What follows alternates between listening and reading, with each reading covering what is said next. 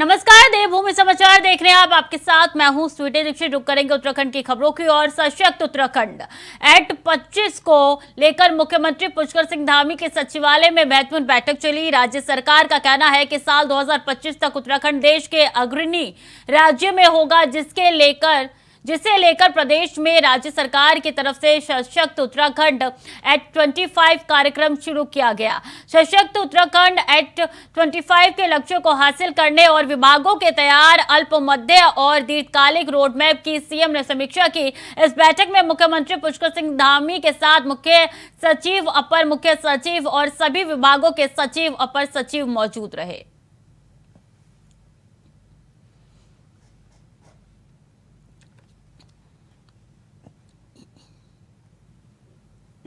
सभी विभागों का एक जो हमने फ्रेम बनाया है, उनका एक लक्ष्य है, उस लक्ष्य के अनुरूप कितना कार्य हुआ है, ये बैठक निरंतरता से चल रही है। इसके पीछे हेतु है कि जो भी हमने लक्ष्य तय किए हैं उन लक्ष्यों को हम प्राप्त करें और सशक्त उत्तराखंड जो हमारी थीम है वो जल्दी से जल्दी प्राप्त करने की दिशा में स्टेप बाय स्टेप हम आगे बढ़ें, उसमें कहीं विलंब। मुख्यमंत्री पुष्कर सिंह धामी से वरिष्ठ पत्रकार और लेखक जय सिंह रावत ने मुलाकात कर उन्हें अपनी नवीनतम पुस्तक बदलते दौर से गुजरती जनजातियां भेंट की।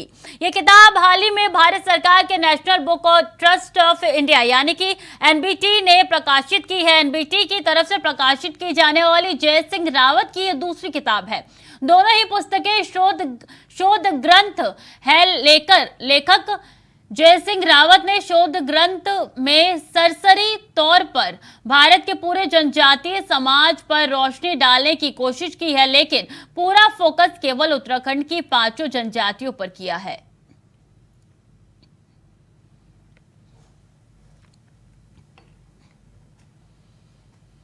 अंकिता हत्याकांड मामले में वीआईपी के नाम उजागर करने, मंत्री के मारपीट वाले प्रकरण में एफआईआर में मंत्री का नाम दर्ज न होने और दिल्ली में धरने पर बैठे पहलवानों की मांगों की सुनवाई न होने को लेकर महिला कांग्रेस ने सचिवालय कूच किया।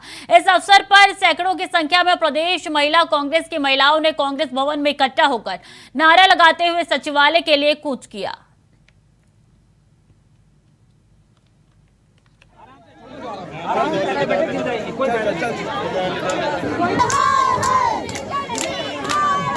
महिला कांग्रेस सड़कों पे है क्योंकि इस देश की जो सत्ता में बैठे हुए लोग हैं, उन्होंने लोगों की आवाज़ सुनना बंद कर दिया है। वो सत्ता में बैठे हुए लोग आज गुंडागर्दी करने लग गए हैं। अंकिता भंडारी मुद्दे पे एक नया टर्न आया है कि उसको शराब पिलाई गई है और जो विवेक आर्य ने जो स्टेटमेंट दिया है कि उसके साथ उसके बाद जबरदस्ती करने की कोशिश करती है, उसका शोषण हुआ है और उसमें एक वीआईपी का नाम बार बार आ रहा है। हम सरकार से पूछना चाहते हैं कि वो वीआईपी कौन है। दूसरी बात है कि प्रेमचंद अग्रवाल ने परसों एक व्यक्ति पे सरेआम चौराहे में मार पिटाई करी। जब उस व्यक्ति ने तहरीर दी तो पुलिस ने मंत्री का नाम कहीं नहीं लिखा, ऐसा क्यों हुआ है। और तीसरा मुद्दा हमारा है कि जो रेसलर बहनें हमारी जंतर मंतर पे बैठी है, जो बोल रही है कि इस व्यक्ति ने हमारे साथ शोषण करा हुआ है, सरकार उसको अरेस्ट क्यों नहीं कर रही, सरकार उसको पदमुक्त क्यों नहीं कर रही। हम ये कह रहे हैं कि सरकार के तीनों जो मामले हैं उसमें सरकार के व्यक्ति सम्मिलित है। सरकार के व्यक्ति सम्मिलित होने के बावजूद सरकार उसमें कोई कार्रवाई क्यों नहीं कर रही, इस तरह की तानाशाही क्यों चल रही है। जम्मू कश्मीर के राजौरी में आतंकियों से लोहा लेते हुए उत्तराखंड का एक जवान शहीद हुआ है। 29 साल का रुचिन सिंह रावत चमोली जिले के गैरसैंण का रहने वाला था। जोली ग्रांट एयरपोर्ट पर जवान की शहादत को सैनिक और राजकीय सम्मान के साथ मुख्यमंत्री पुष्कर सिंह धामी, विधायक बृजभूषण गैरोला के साथ तमाम लोगों ने शहीद को श्रद्धांजलि दी।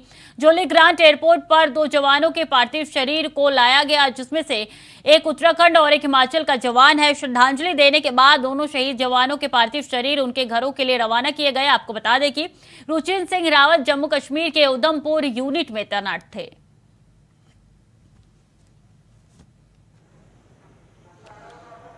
ये तस्वीरें उस समय की जब मुख्यमंत्री पुष्कर सिंह धामी ने रुचिन को श्रद्धांजलि दी। एक जवान शहीद हो चुका है उत्तराखंड का, और सिर्फ एक नहीं बल्कि 5 जवान शहीद हो चुके हैं। राजौरी में जो घटना घटित हुई उसके बाद से 5 जवानों को देश ने खो दिया है। और ये तस्वीरें आपके साथ साझा करें जब श्रद्धांजलि के लिए 2 यहाँ पे जवान के पार्थिव शरीर रखे हुए हैं। आपको बता दें कि एक जवान उत्तराखंड का शहीद हुआ है रुचिन, तो दूसरा जवान हिमाचल प्रदेश का है। दोनों को श्रद्धांजलि अर्पित की जा रही है मुख्यमंत्री द्वारा। जहां एक और हम सब लोगों के लिए आज 2 पार्थिव शरीर यहां पहुंचे हैं। हमारे प्रदेश के रुचिन सिंह रावत और हिमाचल प्रदेश के प्रमोद नेगी दोनों के ही पार्थिव शरीर यहाँ पहुँचे हैं, जहाँ हमारे लिए एक तरफ बहुत दुखद क्षण भी है और उसके साथ साथ हमारे लिए गौरव भी है, गर्व भी है कि दोनों ने भारत माता की रक्षा के लिए, हम सब की रक्षा के लिए, देश की सीमाओं की रक्षा के लिए अपने प्राणों का बलिदान दिया है। मैं भगवान से प्रार्थना करता हूँ कि भगवान दोनों शहीदों को अपने श्री चरणों में स्थान दें और उनके पारिवारिक जनों को जो ये आघात लगा है, असमय उनको एक बड़ा दुख उनके सामने आया है, उन सभी को इस दुख को सहने की शक्ति प्रदान करे और भगवान उनको अपनी श्री चरणों में स्थान दे। उत्तराखंड गुरु की भूमि है, राष्ट्रभक्तों की भूमि है। कोई भी घटना हो, कोई ना कोई जमाने हमारे यहाँ से शहीद होता है। आज हमारे चमोली के नायक रुचिन सिंह रावत और हिमाचल के प्रमोद नेगी। उत्तराखंड बीजेपी के प्रदेश प्रवक्ता सुनीता विद्यार्थी ने हरिद्वार में लोकसभा चुनाव के चल रही सियासत पर कांग्रेस पार्टी पर तंज कसने का काम किया है। बीजेपी नेत्री ने कहा है कि हरिद्वार सीट पर पूर्व मुख्यमंत्री हरीश रावत और पूर्व कैबिनेट मंत्री हरक सिंह रावत के बीच वर्चस्व की लड़ाई चल रही है, जिस लड़ाई का प्रदेश की जनता और प्रदेश के हित से कोई सरोकार नहीं है और ये बात प्रदेश की जनता भी जानती है। जी देखिए, धर्मनगरी हरिद्वार में चोर मचाए शोर। हरीश रावत जी और हरक सिंह रावत जी की जो लड़ाई है वो एक आपसी वर्चस्व की लड़ाई है। इनका जनता से कोई सरोकार नहीं है और जिस प्रकार से हरीश रावत जी ने कहा कि उनके कार्यकाल में जिन लोगों ने खलनायक की भूमिका निभाई है उनको दुत्कारा जाना चाहिए, निश्चित रूप से दुत्कारा जाना चाहिए, क्योंकि कांग्रेस पार्टी ने प्रदेश के अंदर हमेशा ही खलनायक का काम किया है, जनता भूली नहीं है। और दूसरी बात, माँ गंगा जी का आशीर्वाद और हरिद्वार की देवतुल्य जनता का आशीर्वाद भाजपा के साथ है, भाजपा की नीतियों के साथ है। उत्तराखंड में चारधाम यात्रा की शुरुआत विधिवत रूप से 22 अप्रैल को हो गई थी, लेकिन चारधाम यात्रा में अव्यवस्थाओं को लेकर कांग्रेस ने सूबे की बीजेपी सरकार को घेरना शुरू कर दिया है। कांग्रेस के प्रदेश प्रवक्ता शिषपाल बिष्ट ने कहा कि चारधाम यात्रा की शुरुआत होने के साथ ही सरकार के जिम्मेदार मंत्री और अधिकारी गायब है, जिसमें पर्यटन मंत्री राज्य से बाहर दूसरे राज्यों में अपने सत्संग कर रहे हैं। बिल्कुल, चारधाम यात्रा जो है अभी तो ऐसा ही लग रहा है कि भगवान भरोसे चल रही है। जिस तरीके से यमुनोत्री में चारधाम यात्रा शुरू होती है और 3 दिन में 3 मौतें होती हैं और अभी जो है मौतों का आंकड़ा 15 के पार पहुंच चुका है चारधाम यात्रा में। जिस दिन यात्रा शुरू हुई है, आप ऋषिकेश में चारधाम यात्रा के आउटलेट काउंटर में आप देखते कि 5-5 घंटे तक यात्रियों को, श्रद्धालुओं को पीने का पानी उपलब्ध नहीं हो रहा था। श्रद्धालुओं की वीडियो वायरल हो रहे हैं कि उनको रहने की, खाने की और दर्शन की तमाम दिक्कतें हो रही हैं। और प्रदेश में जिनके कंधों पर ये जिम्मेदारी है, प्रदेश के पर्यटन मंत्री कभी छत्तीसगढ़ में, कभी कर्नाटक में, कभी महाराष्ट्र में जो है भजन कीर्तन करते हुए नजर आ रहे हैं। उनको प्रदेश में चारधाम यात्रा की और अपने विभाग की चिंता ही नहीं। ऐसे स्वास्थ्य मंत्री भी जो है कर्नाटक के चुनाव में ज़्यादा व्यस्त नजर आ रहे हैं। यहाँ पर यात्रियों की मौतें हो रही हैं। व्यवस्थाओं को संभालने की जिम्मेदारी आखिर किसकी है इस प्रदेश के अंदर, ये बड़ा सवाल है। ये जिम्मेदारी मुख्यमंत्री जी के कंधों पर है, लेकिन मुख्यमंत्री भी रात दिन फिर दिल्ली दौड़ में नजर आ रहे हैं। उनको भी जो है ये व्यवस्थाएं संभल नहीं रही हैं, क्योंकि ब्यूरोक्रेसी और मंत्रिमंडल उनके नियंत्रण पर नहीं है। तो कुल मिला के चारधाम यात्रा अव्यवस्थाओं का शिकार हो रही है और ये भगवान भरोसे ही चल रही है। बीजेपी की तरफ से कांग्रेस पर किए जा रहे जुबानी हमलों को लेकर कांग्रेस ने भी पलटवार अब शुरू कर दिया है। कांग्रेस के प्रदेश महामंत्री नवीन जोशी ने कहा है कि ये वही बीजेपी है जिसके संगठन के नेताओं में अंतर्द्वंद चल रहा है और इस अंतर्द्वंद के चलते मुख्यमंत्री भी कई बार अपनी ही पार्टी के नेताओं को नसीहत दे चुके हैं, लेकिन फिर भी बीजेपी अपने बयानों से बाज नहीं आ रही है। कांग्रेस में बोलने का कोई, मैं समझता हूँ, कोई औचित्य नहीं है। पहले तो ये अपने पार्टी के अंदर देखें, मुख्यमंत्री जी ने बोला था कि जो मछली मुंह खोलती है वही फंसती है, तो इसका क्या मतलब माने हम? भारतीय जनता पार्टी अपने अंतर्कलह से जूझ रही है। नेता एक दूसरे को पीछे करने की होड़ में है। प्रदेश की विकास से उनका कोई सरोकार नहीं है। वो सिर्फ चाहते हैं किस प्रकार से हम सत्ता हथियाएं और बंदरबाट प्रदेश के अंदर करें। अगर कांग्रेस का एक भी नेता के ऊपर ऐसे आरोप लग जाते तो ईडी, सीआईडी, दुनिया भर की एजेंसियां भेज देते, लेकिन इन पर आरोप लगे हैं।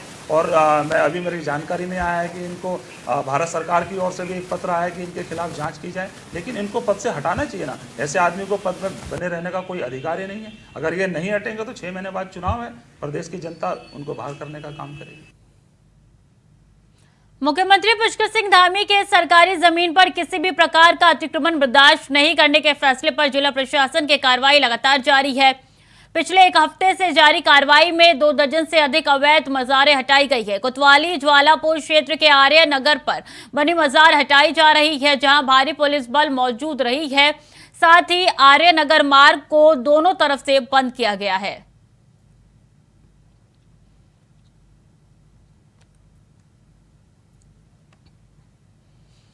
गणतंत्र दिवस परेड 2023 में शामिल उत्तराखंड की मानस खंड की झांकी आज जोशीमठ पहुंची। जिलाधिकारी और मुख्य विकास अधिकारी कलेक्ट्रेट परिसर से हरी झंडी दिखाकर झांकी को सभी विकास खंडों में प्रदर्शन के लिए रवाना किया। जोशीमठ के मारवाड़ी चौक में पहुंचने पर उत्तराखंड की मानस झांकी को देखने के लिए स्थानीय लोगों में काफी उत्साह देखा गया। लोगों ने झांकी के पास खड़े होकर फोटो खींची। बता दें कि मानस खंड की झांकी को 5 अप्रैल 2023 को मुख्यमंत्री आवास देहरादून से मुख्यमंत्री धामी ने हरी झंडी दिखाकर रवाना किया था। ये झांकी 5 अप्रैल से 18 मई 2023 तक प्रदेश के सभी जिलों में प्रदर्शित की जा रही है।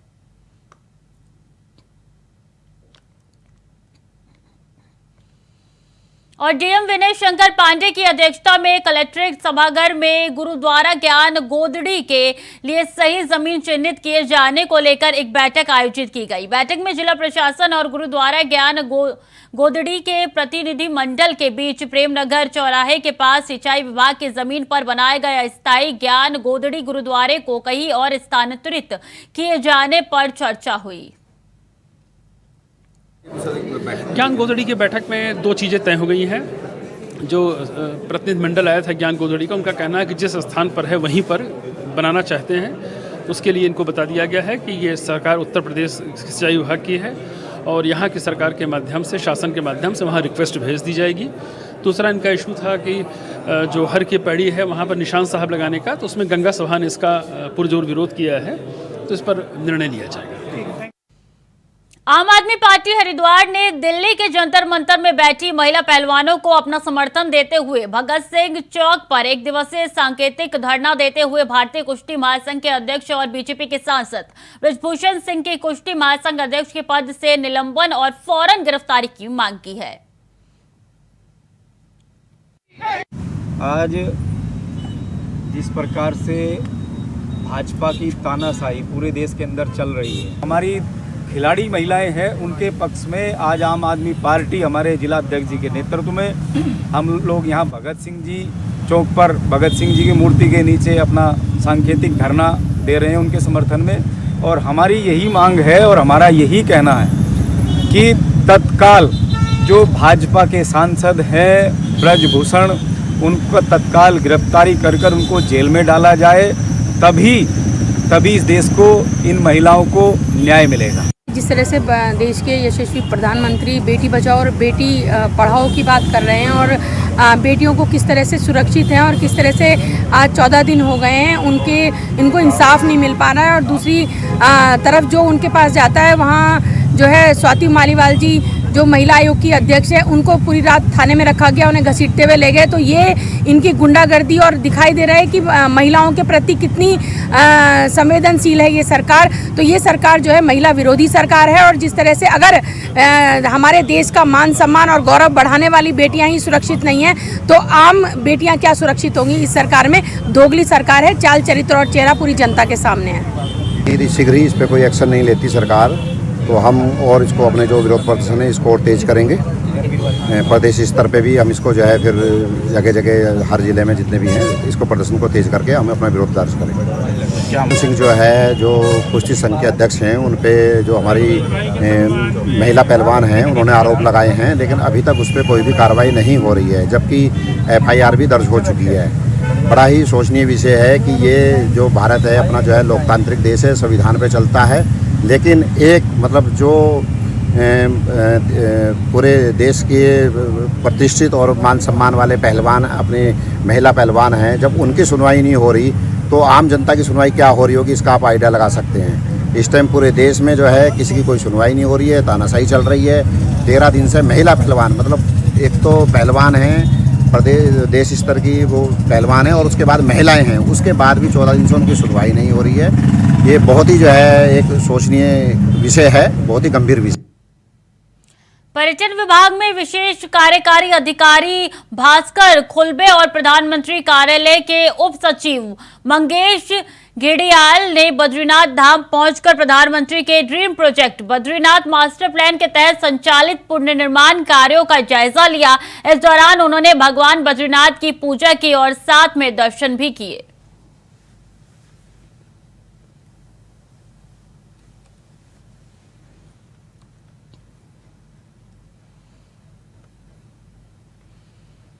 मसूरी में लायंस क्लब हिल्स सदावना मसूरी और कैलाश अस्पताल के सहयोग से राधाकृष्ण मंदिर के सभागार में निःशुल्क परामर्श चिकित्सा शिविर का आयोजन किया गया, जिसमें सैकड़ों लोगों के विशेषज्ञों की टीम ने जांच की और निःशुल्क दवाइयां बांटी।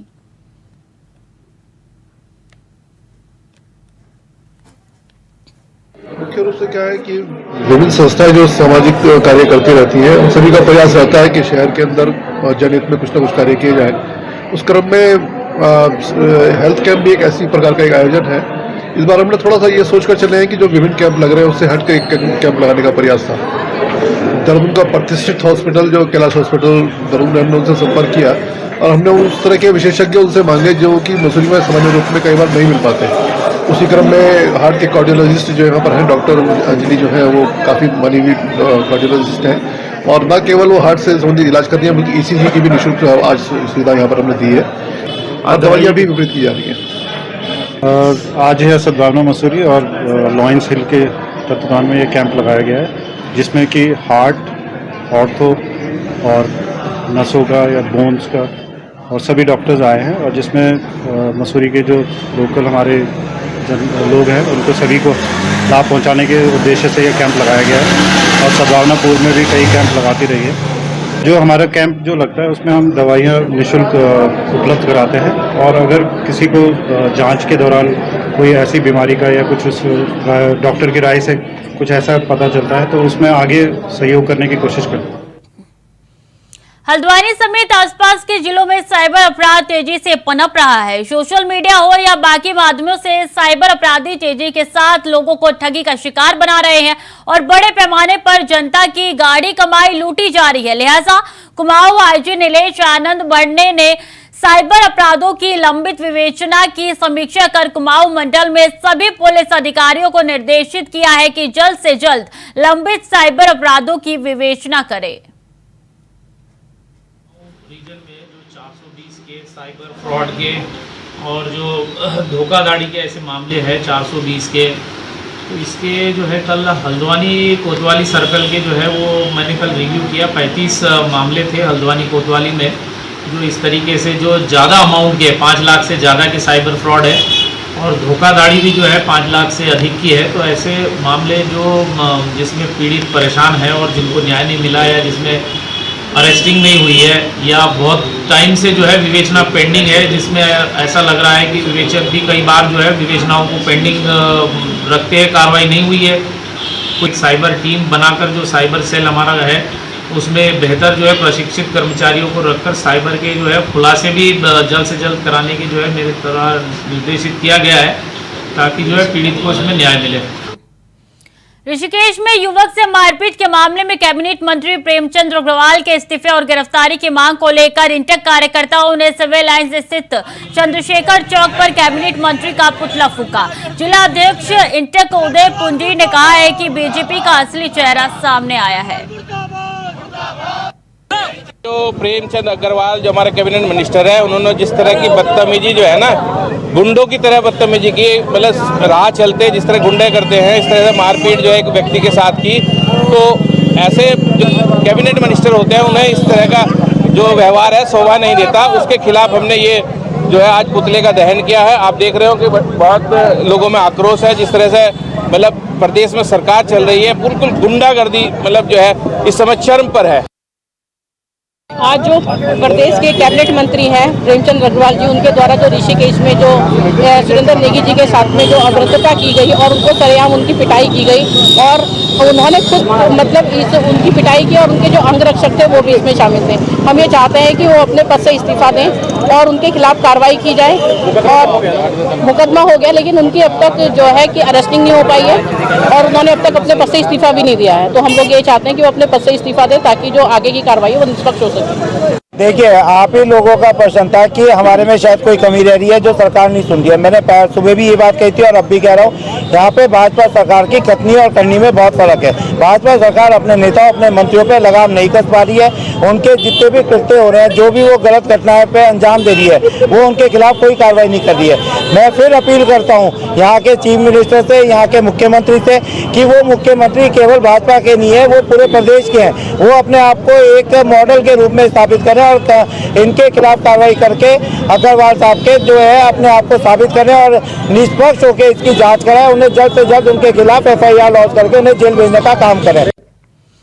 धारचूला के SBI बैंक परिसर में उस वक्त अफरा तफरी मच गई जब धारचूला में SBI मैनेजर और गार्ड के बीच विवाद हो गया। गार्ड ने तैश में आकर मैनेजर के ऊपर पेट्रोल डालकर आग लगा दी। घटना से बैंक में अफरा तफरी मच गई। मैनेजर को इलाज के लिए अस्पताल में भर्ती कराया गया। पुलिस ने गार्ड देहरादून दीपक क्षेत्री को हिरासत में ले लिया है। सामुदायिक स्वास्थ्य केंद्र के डॉक्टर चेतन ने बताया कि मैनेजर मोहम्मद ओवैस 40% जल चुके हैं, जिन्हें एयर एम्बुलेंस से हायर सेंटर रेफर किया जा रहा है।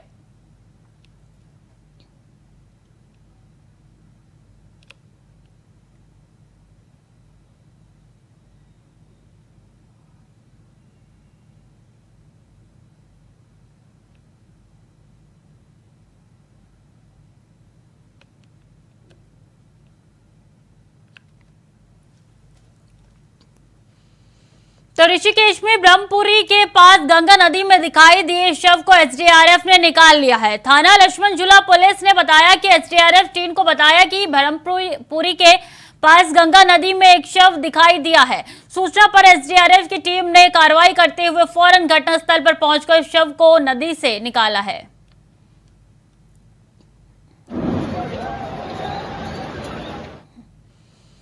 अभी तक हम सबने बाहुबली फिल्म में भल्ला देव को एक सांड के साथ लड़ाई करते हुए देखा था, लेकिन इसी के साथ एक और नजारा सामने आया है। तीर्थ नगरी ऋषिकेश में भी देखने को मिला है, जहां पर एक शख्स देर रात एक सांड के ऊपर बैठकर उसे सड़कों पर दौड़ाते हुए नजर आ रहा है और जय कैलाशपति के नारे लगा रहा है। उसे देखकर कोई हैरान नजर आ रहा है। जिस तरीके से रफ्तार में एक शख्स बिना किसी सहारे के सांड के ऊपर बैठकर बीच बाजार में खुली सड़क पर तेज गति से दौड़ रहा है, तो उसे देखकर हर कोई अपने दांतों तले उंगलियां दबाने को मजबूर है।